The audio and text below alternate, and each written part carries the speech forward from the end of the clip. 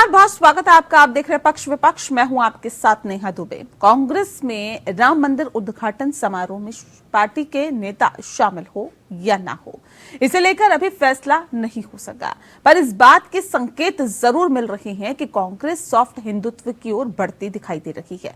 कर्नाटक की कांग्रेस शासित सरकार में डिप्टी सीएम डी के शिव कुमार ने आदेश दिया है कि प्रदेश के 34,000 मंदिरों में 22 जनवरी को राम मंदिर के प्राण प्रतिष्ठा समारोह के दौरान विशेष पूजन का आयोजन किया जाए।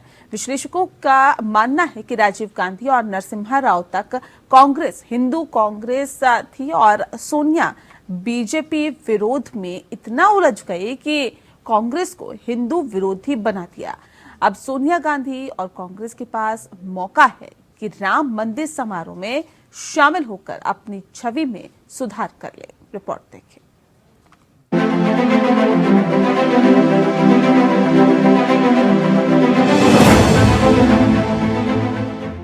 कांग्रेस अध्यक्ष मल्लिकार्जुन खड़गे, कांग्रेस की पूर्व अध्यक्ष सोनिया गांधी और लोकसभा में पार्टी के नेता अधीर रंजन चौधरी को राम मंदिर निर्माण समिति ने प्राण प्रतिष्ठा समारोह में शामिल होने के लिए निमंत्रण दिया है। तीनों समारोह में जाने को लेकर अभी तक फैसला नहीं कर पाए हैं। पार्टी के महासचिव जयराम रमेश ने आमंत्रण मिलने के बाद ये जरूर कहा था कि हम सही समय आने पर बताएंगे कि तीनों नेता समारोह में शामिल होंगे या नहीं। हालांकि इस बीच कर्नाटक के डिप्टी सीएम डी के शिव कुमार ने पार्टी को इस मामले में राह जरूर दिखाई है। राम मंदिर प्राण प्रतिष्ठा के दिन यानी 22 जनवरी को कर्नाटक की कांग्रेस सरकार ने प्रदेश सरकार से सहायता प्राप्त 34,000 मंदिरों में विशेष पूजा आयोजित करने के निर्देश जारी किए हैं। इस फैसले को लेकर कर्नाटक के उप मुख्यमंत्री डी के शिव कुमार ने कहा है कि आखिरकार हम सभी हिंदू हैं। एक निजी कार्यक्रम में केरल के तिरुवनंतपुरम पहुंचे शिव कुमार ने कहा कि राम मंदिर कोई निजी संपत्ति नहीं है। उन्होंने कहा कि नेताओं को बुलाने के लिए बीजेपी चुनिंदा रवैया अपना रही है। देश में बहुत सारे नेता और मुख्यमंत्री हैं। यह कोई निजी संपत्ति नहीं है, यह सार्वजनिक संपत्ति है। कोई भी धर्म और प्रतीक किसी व्यक्ति का नहीं है। शिव कुमार कहते हैं, हम सभी लोगों की भावनाओं का सम्मान करते हैं। हमारी सरकार में अल्पसंख्यकों, अनुसूचित जाति जनजाति, अन्य पिछड़ा वर्ग और हिंदू धर्म के लिए विभाग है। डी के शिव कुमार ने ये भी कहा कि बहुत जल्दी ऑल इंडिया कांग्रेस कमेटी द्वारा अयोध्या में राम मंदिर समारोह में भाग लेने का फैसला हो जाएगा। राजनीति के जानकार मानते हैं कि कांग्रेस को मंदिर समारोह में भाग लेना ही पड़ेगा, चाहे स्वांग रचकर आए या अपनी श्रद्धा से। पार्टी नेता अयोध्या जरूर आएंगे। कहा जाता है कि जब से सोनिया गांधी का कांग्रेस पर वर्चस्व हुआ, तब से कांग्रेस पर हिंदू विरोधी का ठप्पा लग गया। यही कारण है कि कांग्रेस कमजोर होती गई। राजनीतिक विश्लेषकों का मानना है कि राजीव गांधी और नरसिम्हा राव तक कांग्रेस हिंदू कांग्रेस थी। सोनिया बीजेपी विरोध में इतना उलझ गई कि कांग्रेस को हिंदू विरोधी बना दिया। अब सोनिया गांधी के पास मौका है कि राम मंदिर समारोह में शामिल होकर अपनी छवि में सुधार कर ले। 2014 में कांग्रेस के वरिष्ठ नेता ए के एंटनी ने मान लिया था कि पार्टी को हिंदू विरोधी छवि से नुकसान हुआ है। उनके कार्यकर्ताओं से उन्होंने कहा था कि धर्मनिरपेक्षता और अल्पसंख्यकों के प्रति झुकाव रखने वाली छवि सुधारनी होगी। इनके बयान से कांग्रेस में खूब बवाल मचा, पर जल्द ही उसे भुला दिया गया। पर शायद यही कारण रहा कि राहुल गांधी और प्रियंका गांधी मंदिरों के चक्कर लगाते रहे। कांग्रेस लीडरशिप को ये समझना होगा कि कांग्रेस आजादी के पहले और आजादी के 4 दशक बाद तक हिंदूवादी पार्टी रही है। यही कारण है कि देश में जनसंघ को उभरने का मौका नहीं मिला। बंटवारे के समय भी एक तरफ मुस्लिम लीग थी, दूसरी ओर हिंदुओं को रिप्रेजेंट करने वाली कांग्रेस थी। राहुल गांधी और नरसिम्हा राव तक कांग्रेस हिंदू ही रही। राम मंदिर आंदोलन पर बीजेपी के उभार के बाद कांग्रेस बैकफुट पर आ गई। अतिशय बीजेपी विरोध ने कांग्रेस को हिंदू विरोधी बना दिया और यूं कहें तो मुस्लिम परस्त छवि दे दी। राजीव गांधी ने एक तरफ तो राम जन्मभूमि का ताला खुलवाने में मदद, दूसरी ओर शाहबानो केस के चलते संविधान संशोधन करके मुस्लिम कट्टरपंथियों के सामने झुक गए। उसके बाद कांग्रेस कभी पूर्ण बहुमत में नहीं आ सकी। कांग्रेस के पास एक मौका है कि वो राम जन्मभूमि मंदिर उद्घाटन समारोह में जाकर अपनी छवि एक बार फिर से हिंदू कांग्रेस वाली बनाए। Bureau report, APN news.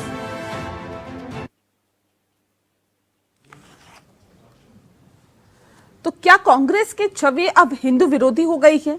क्या सॉफ्ट हिंदुत्व की राह पर चलकर कांग्रेस अपनी छवि को सुधारने की कोशिश कर रही है? इस विषय पे तफसील से चर्चा करने के लिए खास मेहमान हमारे साथ मौजूद है, उनसे आपका परिचय करा देते हैं। इस वक्त हमारे साथ विजय कौशिक जी हैं, कांग्रेस के प्रवक्ता हैं, बहुत स्वागत है आपका। अनिल गोयल जी हमारे साथ जुड़ गए हैं, बीजेपी के नेता हैं, आपका बहुत स्वागत है। और साथ ही साथ प्रोफेसर अफरोज आलम जी हमारे साथ जुड़ गए हैं, राजनीतिक विश्लेषक है, आपका भी बहुत स्वागत है। इस खास कार्यक्रम की शुरुआत हम विजय कौशिक जी आपके साथ ही करते हैं। सर, एक तरफ तो अभी तक ये फैसला नहीं लिया गया कि राम मंदिर की प्राण प्रतिष्ठा समारोह में कांग्रेस के बड़े नेता शामिल होंगे या नहीं होंगे। दूसरी तरफ कर्नाटक के deputy CM DK Shivakumar की तरफ से फैसला लिया गया कि 34,000 जो कर्नाटक में मंदिर है वहां पर 22 जनवरी जिस दिन प्राण प्रतिष्ठा होगी विशेष पूजा का आयोजन किया जाएगा। सर, ये कांग्रेस का स्टैंड क्या बताता है, क्या जताता है? अयोध्या श्री राम मंदिर निर्माण समिति ने जो हमारे कांग्रेस के नेताओं को, श्रीमती सोनिया गांधी जी को, मल्लिकार्जुन खड़गे जी को, अधीर रंजन चौधरी जी को जो निमंत्रण भेजा है, उसके लिए हम मंदिर समिति का धन्यवाद करते हैं। लेकिन इसके साथ हम इस बात पर ऐतराज जताते हैं कि ये जो निमंत्रण है ये ट्रांसफरेबल नहीं है। आप जानते हैं पिछले काफी समय से श्रीमती सोनिया गांधी जी की तबीयत खराब रही है और कुछ स्वास्थ्य संबंधी इशू है, इसलिए कांग्रेस पार्टी की सोच थी कि उनकी जगह राहुल गांधी जी को जाना चाहिए। लेकिन चूंकि ये ट्रांसफरेबल नहीं है ये जो निमंत्रण है, इसलिए राहुल गांधी जी का जाना संभव नहीं हुआ और इस बीच में उन्होंने अपना प्रोग्राम तय कर दिया जिसमें भारत जोड़ो न्याय यात्रा कांग्रेस पार्टी निकाल रही है। और निश्चित तौर पर भगवान श्री राम का मंदिर देश के करोड़ों लोगों की आस्थाओं से जुड़ा हुआ मंदिर है। वह किसी पार्टी या किसी नेता की प्रॉपर्टी नहीं है, वह सबका है। राम सबके हैं, राम मंदिर भी सबका है। और हम केवल यही कहना चाहते हैं, नहीं, भारतीय जनता पार्टी वाले कहते हैं कि देखिए ये तो काल्पनिक बताने वाले लोग हैं, ये भगवान राम को काल्पनिक बताते थे और अब ये कह रहे हैं कि भगवान सबके हैं, राम सबके हैं। आज वो वक्त आ गया है कि अपनी छवि को सुधारे कांग्रेस पार्टी। मैं आपको स्पष्ट कर दूं कि जो काल्पनिक होने का दावा कोर्ट में जिन अफसरों द्वारा किया गया था, निश्चित तौर पर वो अफसरशाही की गलती थी। कांग्रेस पार्टी का उससे कोई लेना देना नहीं था। अभी पिछले वर्ष भाजपा सरकार के अधिकारियों ने कोर्ट में एक हलफनामा दायर करके जवाब दिया केस में कि जो सेतु समुद्रम परियोजना के लिए जो राम सेतु की जो बात है, राम सेतु के मानव निर्मित होने के कोई सबूत नहीं मिले। यानी कि भाजपा सरकार खुद नकार रही है राम सेतु को और आरोप हमारे ऊपर लगाती है। जिन लोगों ने भगवान श्री राम के आप सेतु को नकारा या भगवा आतंकवाद जैसे शब्दों को गढ़ा, वे अधिकारी भाजपा सरकार में मंत्री तक बने।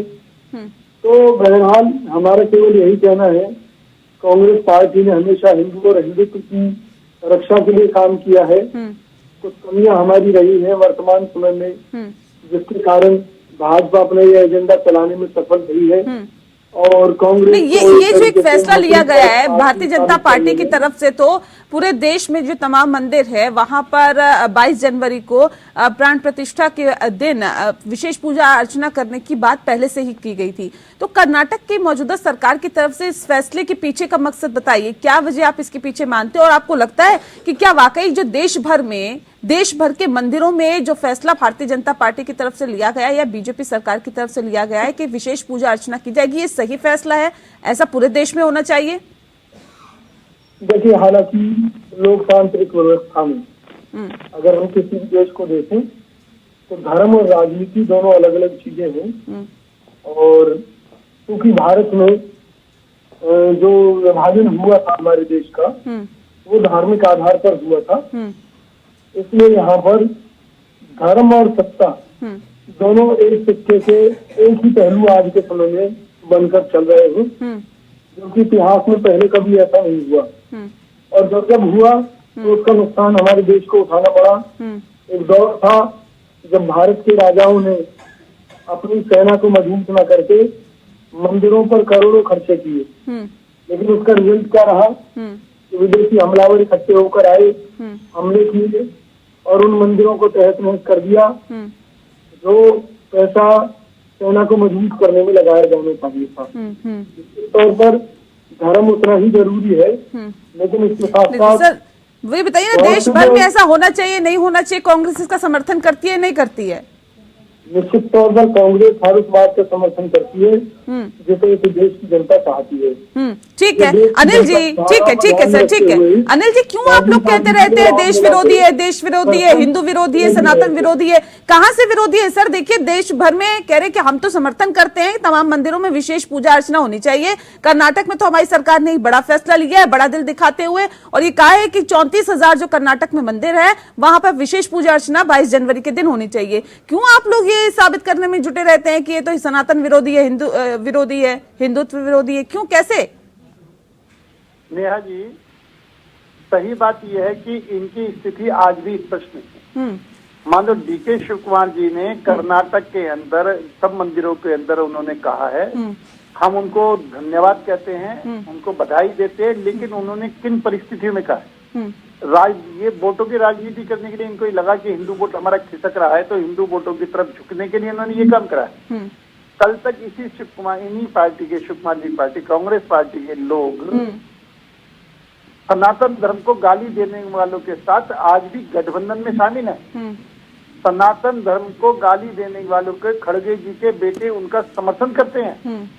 हमारा कहने मतलब जो भी काम करो मन से करो, आप सिर्फ वोटों को हासिल करने के लिए राजनीति के लिए मत करो।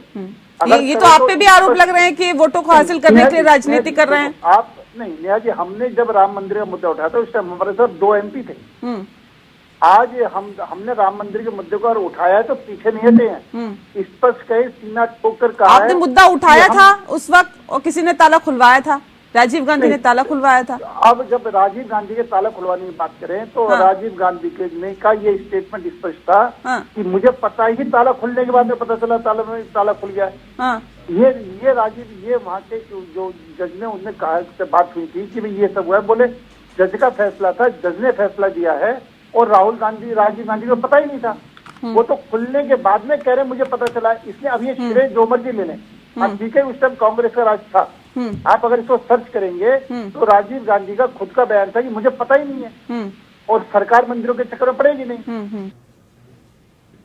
और नेहा जी, और पहली बात मैं ये कहना चाहता हूँ कि हमारा देश जो है एक विविधताओं का देश है, लेकिन इसके आधार में, हमारे देश के समाज के आधार में धर्म एक बहुत बड़ी भूमिका अदा करती है। तो जिस देश का समाज जो धार्मिक हो, वहां पर धर्म को राजनीति से परे नहीं किया जा सकता।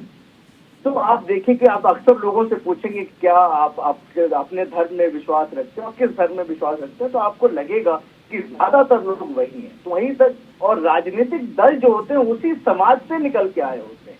वो ऐसा नहीं है कि मंगल ग्रह से आए हैं और इसलिए सेकुलर पॉलिटिक्स करेंगे। जब तक एक हमारे देश में, आप हमारे देश के इतिहास देखेंगे कि धर्म और राजनीति का एक मिश्रण रहा है हमेशा, और किसी ने एक अपना अलग रुख लिया है, किसी ने अपना एक अलग तरीके का रुख लिया है। अभी जो है आपको देखा जाए, कभी कभी राजनीतिक दलों ने अपने राजनीतिक स्वार्थ को साधने के लिए धर्म का इस्तेमाल किया है, और कभी कभी ये भी देखा गया है कि अपने अपने धार्मिक आधार को बचाए रखने के लिए राजनीति का सहारा लिया गया है। तो इस वक्त का जो हालात है देश में, जहाँ पर रिलीजियोसिटी इंक्रीज कर रही है, वहाँ पे सारे जो सियासी दल हैं उनका एक मानना है कि जाहिर सी बात है कि अगर लोगों का आस्था राम में है, तो राम के नाम पर अगर लोग उस सियासी जमात से जुड़ सकते हैं तो उसमें बुराई नहीं है। कांग्रेस ने भी धर्म की राजनीति की है, बीजेपी ने तो की है। तो इन दोनों दलों ने अपने अपने सुविधाओं के हिसाब से लोगों ने धर्म को आधार बनाया है और लोगों के उसके नाम पर जो है वोट मांगे हैं। और अभी जो हो रहा है ये कोई अलहदा नहीं हो रहा, कोई अलग तरह की राजनीति नहीं हो रही है। अब सवाल ये है कि क्या ये जो कांग्रेस का अभी अब देख रहे हैं कि आप जो है कर्नाटक में कि इतने सारे मंदिरों में डीके शिव कुमार ने कहा या वहाँ की सरकार ने कहा कि भाई एक स्पेशल पूजा अर्चना होनी चाहिए, तो कोई भी सरकार जो है वो सरकार जो है आवाम की या लोगों की भावनाओं को दरकिनार करके अपनी सरकार नहीं चला सकती। अगर सरकार को लगता है कि लोगों की भावनाओं में राम निहित है और उससे मतलब ये सियासी मजबूरी है क्या? ठीक है सर। विजय जी, ये सियासी मजबूरी है क्या, ये फैसला जो लिया गया है? जब देश आजाद हुआ था ना, तब सोमनाथ मंदिर जिसका विध्वंस आप जानते हैं मुगलों ने कितनी ही बार किया था, उसके पुनः निर्माण का कार्य हमारे कांग्रेस के नेताओं ने कराया था। सबको जानकारी होनी चाहिए। श्री कृष्ण जन्मभूमि में श्री कृष्ण मंदिर का निर्माण कांग्रेस के नेताओं ने कराया था। कांग्रेस पार्टी श्री राम जन्मभूमि में मंदिर का निर्माण कराना चाहती थी, लेकिन इसकी वकालत आपने नहीं की ना, इसके लिए आवाज कभी नहीं उठाई ना कराना चाहते थे। विजय जी, इसके लिए कभी आवाज नहीं उठाई ना? किसके लिए आवाज उठानी थी? जैसे भारतीय जनता पार्टी लगातार आवाज उठाती रही, कई नेताओं पर केस दर्ज थे, आवाज उठाई कि नहीं राम मंदिर बनना चाहिए। आप तो हमेशा सवाल पूछते रहे और ये कहते रहे कि राम मंदिर तो बनाएंगे लेकिन तारीख नहीं बताएंगे। कह रहे हैं अब तो वो वक्त नजदीक आ गया जब प्राण प्रतिष्ठा होगी। सुनिए, जिस तरह से देश में फैशन बदल कर आता है, अगर आपने कभी देखा हो, कोई फैशन 20 साल पहले था, दोबारा रिपीट हो रहा है, फिर तीसरी बार रिपीट हो रहा है। तो इस देश में मुद्दे भी रिपीट होते हैं। जब लोगों के पेट भरे होते हैं तब लोगों को भगवान की याद आती है कि भी चलो जी ठीक है, लेकिन जब वही पेट खाली होते हैं तो यही जनता कहती है कि भूखे पेट भजन ना होए गोपाला, ले लो अपनी कंठी माला। तो कांग्रेस ने इस देश को जो समृद्ध बनाया था और 10% को भी क्रॉस कर रही थी हमारी जीडीपी, उसके चलते देश के हर वर्ग का कल्याण हुआ। जुमले छोड़कर बीजेपी सत्ता में तो आ गई, लेकिन आज जीडीपी कितनी है, महंगाई कहाँ पर पहुँच चुकी, विदेशी खर्च कहाँ पर पहुँच चुका। क्या भगवान श्री राम के मंदिर के बाहर लोगों को भीख मंगवाने का इरादा है कि सरकार का? अगर नहीं है तो सभी मुद्दों पर बात होनी चाहिए। राम भी उतने ही जरूरी है जितना गरीब की रोटी जरूरी है। क्या 80 करोड़ लोगों को 5 किलो गेहूं पर जिंदा रखकर ये सरकार तो राम मंदिर भी तो बनना ही चाहिए ना सर। जो राम मंदिर बना है इसके लिए तो कभी आवाज नहीं उठाई ना। मैं तो ये सवाल पूछ रही हूँ। बाकी तो देश में बहुत चीजें जरूरी है और वो भी होनी चाहिए, उसमें कोई दो राय नहीं है, लेकिन राम मंदिर को लेकर कांग्रेस ने कभी आवाज उठाई क्या?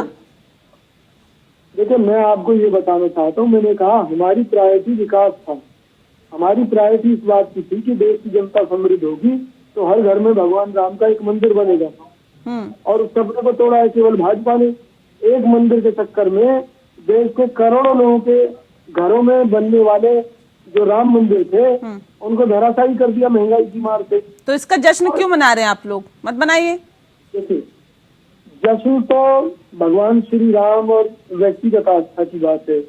मैंने आपसे राजनीतिक बात की, फिर आप तो कहते हैं चिटवी मेरी और पटवी मेरी, ऐसे नहीं होती ना सर। उनका मंदिर बन रहा है तो वो तो हम जश्न मनाएंगे, वो किसी की बपौती नहीं है। तो अभी आप कह रहे जरूरी भी नहीं है, अभी आप कह रहे राम मंदिर भी बन रहा है। कांग्रेस को एक स्टैंड तो रखना होगा। अच्छा ये बताइए कि 22 तारीख को प्राण प्रतिष्ठा में जाएंगे या नहीं जाएंगे आपके नेता? देखिए, हमें पूरी उम्मीद है हमारे नेता भगवान श्री राम मंदिर के पूजन अवसर पर, उसके उद्घाटन अवसर पर जरूर पहुंचेंगे। और दूसरी बात, मैं अहम बात आपसे कहना चाहता हूँ कि जब बाबरी ढांचा गिराया गया था उस समय पी नरसिम्हा राव जी ने किसी भी कीमत पर ये आदेश नहीं दिया कि कार सेवकों पर गोली चलाई जाए। उस वक्त क्या हुआ था क्या नहीं सर, वो देश की जनता ने देखा है और सबको पता है। बहरहाल चलिए, वक्त की कमी है मेरे पास। बहुत शुक्रिया आप सभी मेहमानों का हमारे साथ इस खास चर्चा में शामिल होने के लिए। पक्ष विपक्ष में फिलहाल के लिए इतना ही। नमस्कार।